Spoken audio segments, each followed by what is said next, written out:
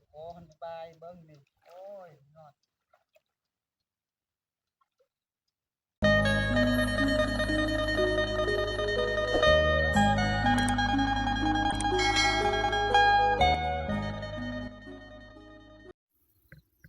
ทุกคนบ่าวเพชรเที่ยวธรรมศาสตร์โอ้ยมวนหลายอันนี้จะเป็นมุงเลื่อยที่น้องๆเรียกว่าไปสอนป่าอยู่นี่เขาจะเอามุงนี่สอนเนาะทุกคนอันนี้มุงจะเป็นว่ามุงขาดแล้วเขาก็เลยปะเป็นน้องสะอยู่ป่าบ่แม่นว่าน้ำเซทุกคนบ่แม่นเด้อน้ำเซเด้อนี่น้องสะธรรมศาสตร์บ้านเฮาบ้านพุ่มศรีเมืองนองแขวงสวรรณเขตทุกคนม่วนหลาย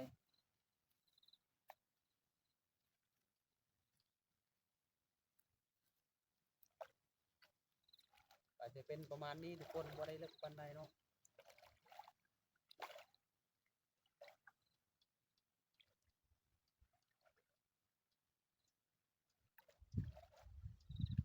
ม่วนหลายทุกคนบายเบิ่งนี่โอ้ยนอน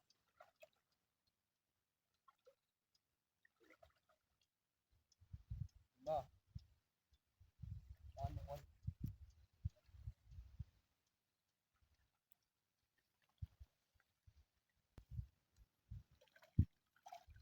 โอนเล่นน้ำนำกันโอ้ลงไปพุ่นก็บ่ได้เลิกปานใดบ่ได้ลงไปได้คนเดียว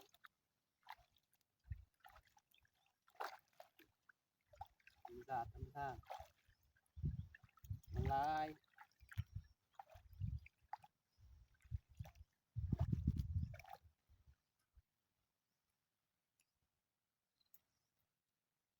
จะไปมันไปโอ้ย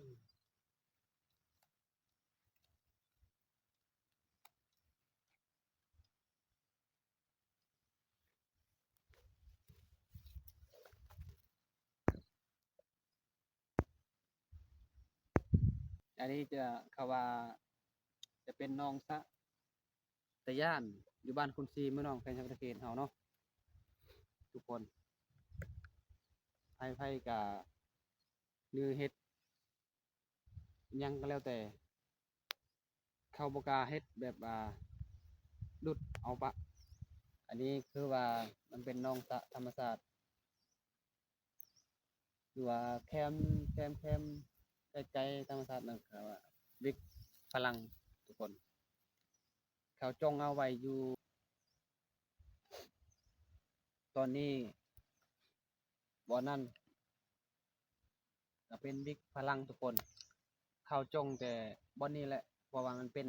น้องสะธรรมศาสตร์พลังกับบ่กล้าดุดปะเอาไว้เป็นส่วนอยู่นี่เพราะว่า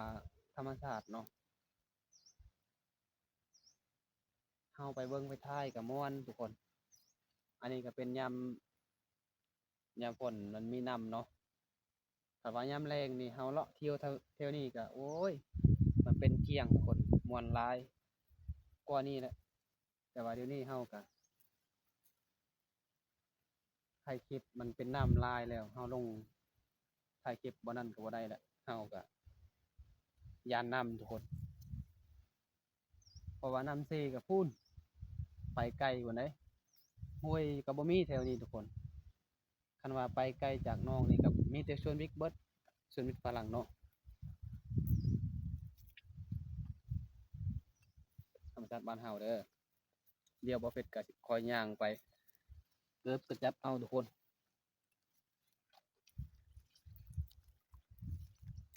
เออ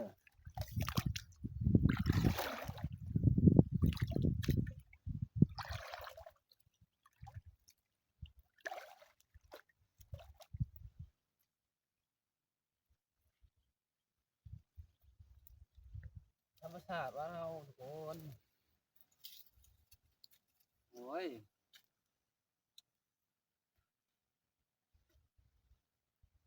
มื้อนี้เที่ยวน้องซะอยู่ป่าอยู่สวนบิ๊กพลังบ้านคุณซี่ บ่น้องแกงจระเข้บ่หลายเด้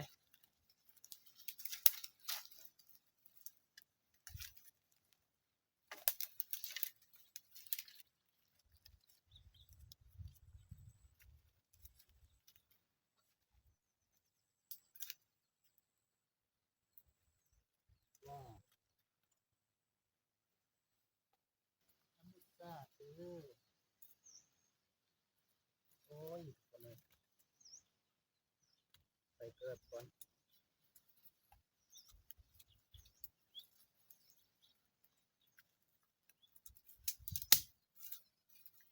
มีผู้สาวเนาะถ้าคลิปนำกันก็คือสิมีความสุขละอันนี้โอ้ยไปกับน้องแล้วคนเดียวย่างไปคนเดียวบ่ม่วนคนเอ้ยอยู่นี่ก็ธรรมศาสตร์เลาะเที่ยว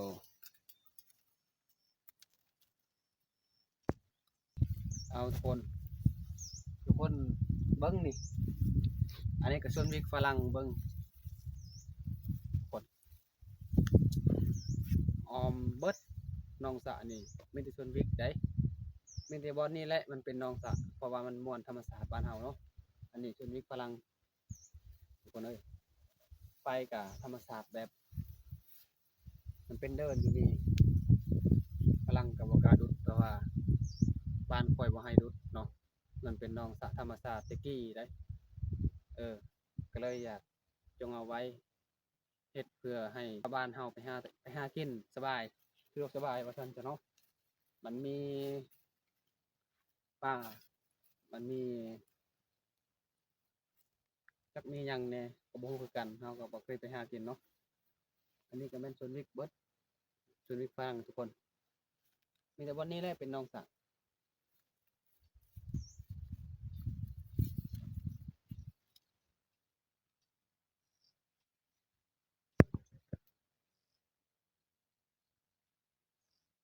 ดอกไม้ผักหยังต่างๆเนาะ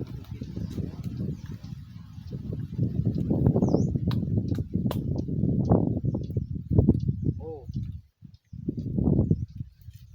บ่เป็ดหิวข้าวแล้วมีขนมอันหนึงทุกคนเจ้าบ่ต้องกินเจ้าถ่ายคลิปเฮากินคนเดียวอยากกินคือกันบ่ จะให้จะกินแล้ว หายนิดเดียวเลย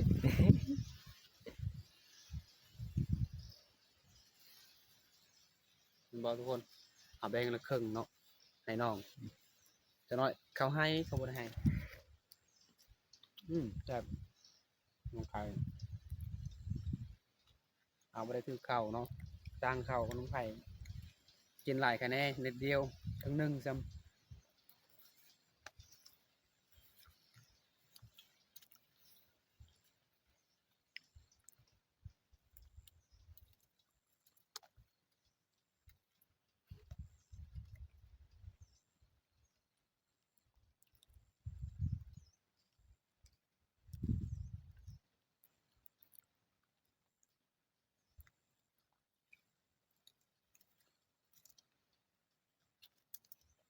ผมมีทางไปทุกคน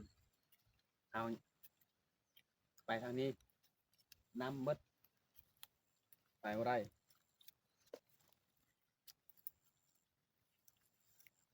โอ้ยปีนพานเด้อนี่เด้อจักผมไปใส่เนาะ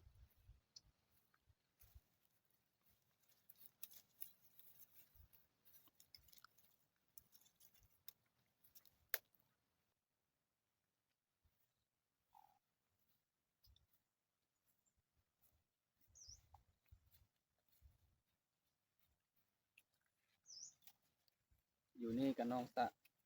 อยู่นี่กับวิกพลังทุกคนเบิ้งนี่วิกพลังเบิ้งลายได้ป่าโถมีแต่วิกพลังเบิดโอ้เดี๋ยวก่อนจะไปกินนั่นไม้ตัวนี้เคยกินกับลาบงัวลาบหยังต่างๆนี่มันคือจะเป็นได้ เป็นตาแซ่บแท้เนาะมันมีน้อยมันมีหลายบ่เผ็ดก็สิเอาเมื่อกินอยู่เฮือนแน่ตอนนี้มีน้อยก็กินตัวนี้บ่แม่นเด้ออืม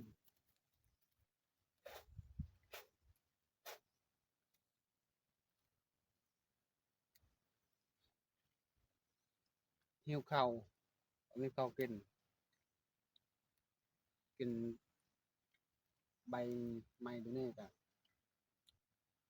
ตังข้าวแซ่บบ่ได้แซ่บทุกคนกินกับข้าวกับลาบอิหยัง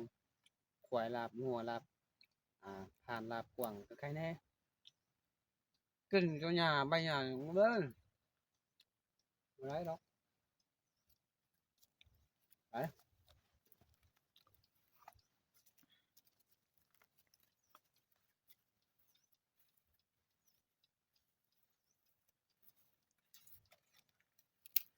จะเป็นชีวิตพลังเบิดเนาะ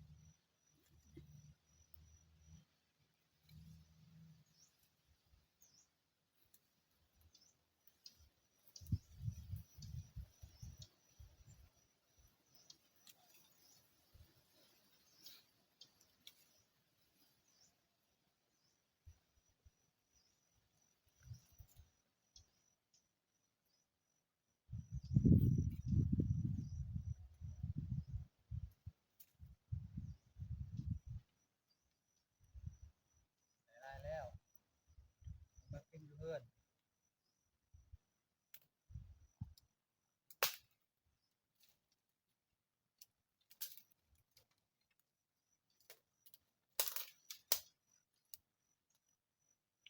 นี่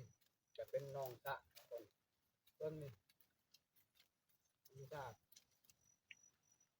ไปเที่ยวมื้อนี้ก็ได้แต่อาหารผักบ่หัวลายน้องใส่นี่มีอาหารผักโอ้ยหอมคนเอ้ยนี่กินเลยเดี๋ยวว่าเพชรก็สิเก็บมือเอามืออยู่เฮือนกินกับอิหยังบ่มีแนวกินเนาะกินแต่ตักแล้วอยู่เฮือนก็บ่มีอาหารกินทุกคนนี่จะเป็นรถทุกคน2คนกับ2คันรถคอยกับน้องสิมาถ่ายคลิปอยู่นี่เนาะถือรถไปนำย่างนี่โอ้ยเฮาหิวข้าวแล้วย่างบ่ฮอดเฮือนจักบนใดเฮาสินอนแล้วบัดนี้แต่ว่าเฮาขี่รถเนี่ยโอ้แล่นไวฮอดไว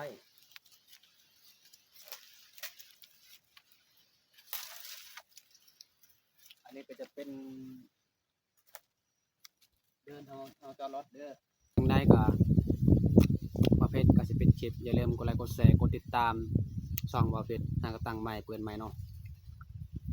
คลิปนี้ก็จะจบประมาณนี้ก่อนเจอกันใหม่คลิปหน้าทุกคนบ๊ายบายฮักกันทุกคนเด้อ FC เด้อ